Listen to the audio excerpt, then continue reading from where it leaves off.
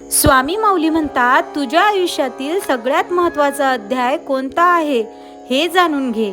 जे तुझ्याकडे आहे, जे तुला प्रिय आहे, ते तुझं आहे आणि म्हणून ते तुझ्याजवळ मनापासून मी पुरवत आहे.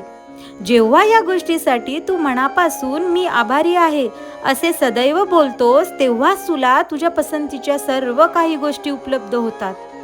दरवेळेला तुम्ही आहे ते पाहण्यापेक्षा जे नाही आहे त्या गोष्टीसाठी रडगाणं गात माझ्यासमोर उभे राहतात.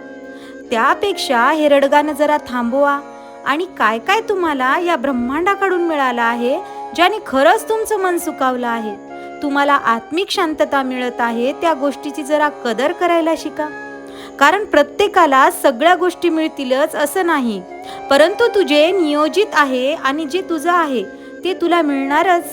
ते तुझं आहे, त्यामध्ये ईश्वराचे आशीर्वाद आहेत आणि म्हणूनच नेहमी कृतज्ञतेची भावना तुझ्या मनात असणं, आदराची भावना प्रत्येकाच्या प्रती असणं गरजेचं आहे. अशक्य ही शक्य करतील स्वामी. श्री स्वामी समर्थ. जय जय स्वामी समर्थ.